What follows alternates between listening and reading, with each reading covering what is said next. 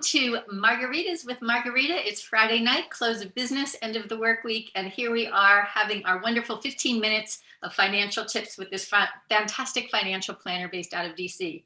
So I have to tell you that Margarita and I are trying to prop up, and we couldn't find margarita glasses. It's off season, and neither of us have them. Neither of us really drink margaritas, but we're using it as a great metaphor.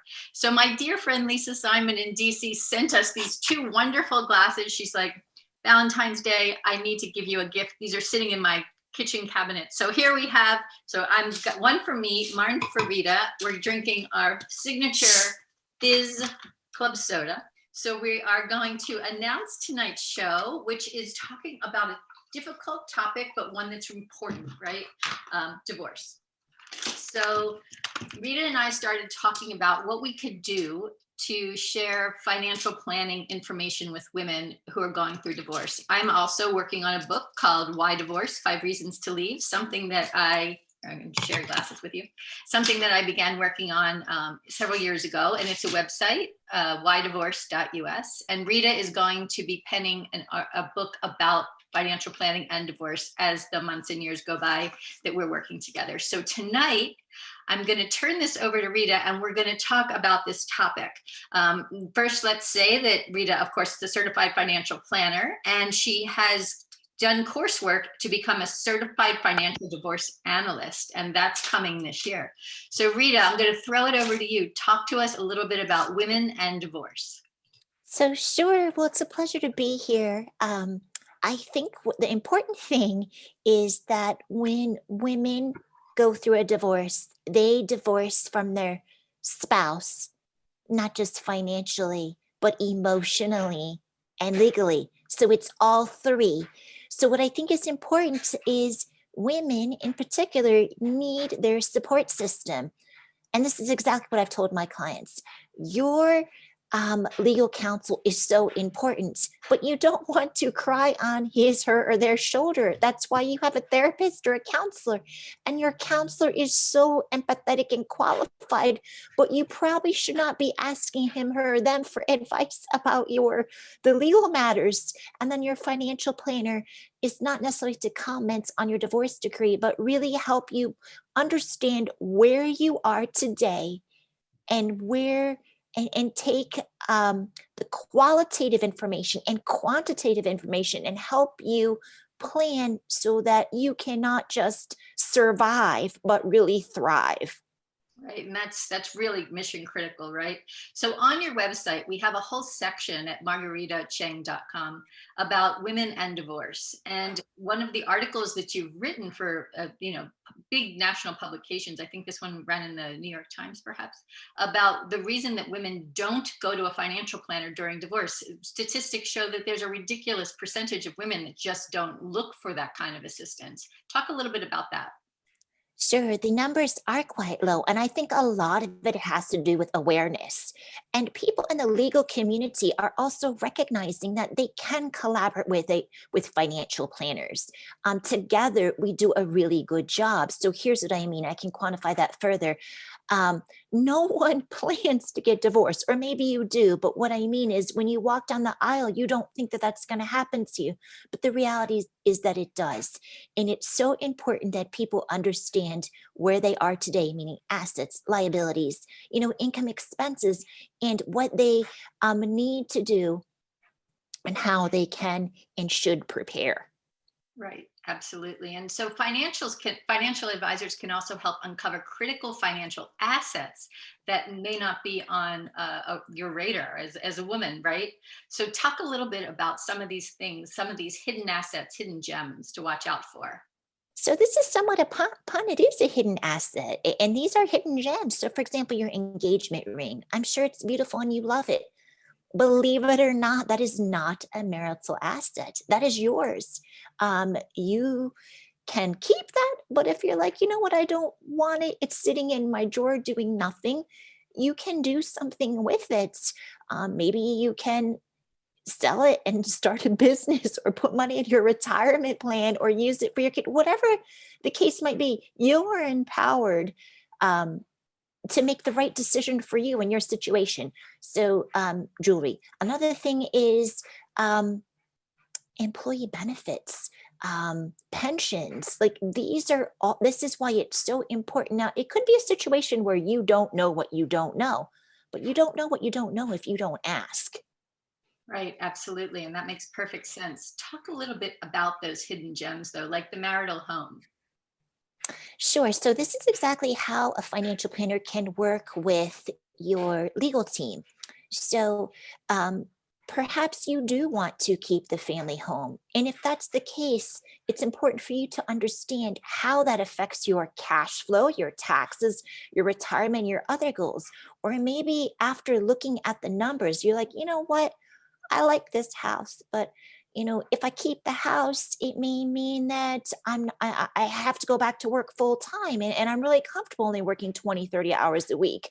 So financial planning, conjunction with your legal expert, so financial planning advice as well as legal advice can help you determine uh, how you will be able to not just survive, but thrive. Right. And I that, don't want that. So sure, I didn't mean to cut you off. I don't want people to just get through the divorce. Oh my God, when this is over, it'll be better. I want people to come out knowing that it is a new beginning and um, that they can be able to do new things and not have to worry about just surviving. I oh, think that's critical. yeah, it's really critical. In fact, I'm going to read off some of the financial goals that statistically women report that they have for their future. 66 hope to pay off debt. 66% hope to pay off debt. 41% want to save for a comfortable retirement. 38% want to have an emergency fund, and 27% aspire to purchase a new home for themselves.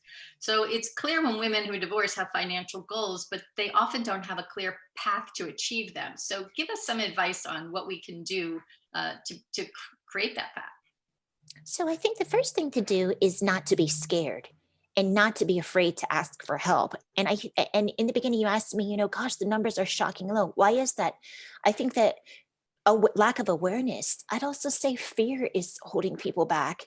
Fear of, not knowing the answers, fear of judgment. So I think if you are a woman who's going through a divorce, and perhaps you don't want to share the particulars of your numbers, talk to people who, have gone through a divorce that in your mind are like your role models and you think that they are thriving post divorce, and ask them, what they've done. Because the one thing I can tell you is women do really like to help women. And, I've been a planner since 99. And one of my clients, she's been a client since 2006. And she got divorced. And I'm here to tell you, she did get remarried. And, she never thought that she would be able to get through the divorce, but she did. And when she got engaged, I have to say, I was the first person she told. She did want to tell her daughter, and friends to full disclosure, but her daughter was attending university in class. And so that's what I mean. That was 2006. It's 2021. She did get remarried in 2019, and she told me about her engagement. I was the first person to know, and it meant so much to me. So that is a success story, if you will. No, absolutely. And it's, that life goes on, right? And it's just about taking care of yourself. So that statistic is actually that 5% of women consult a financial planner. So we're really here to encourage women to take care of their financial futures, flex that financial muscle that you have been talking about, that we're going to be writing about in your Diary of a CFP Pro book. And so, what are some parting thoughts? What is the first step that you think a woman should take if she's in the process of getting divorced or thinking about it?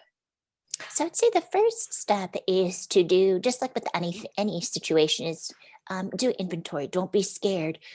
Write what you know, meaning your assets, your liabilities, your expenses right now, and then do your best to write.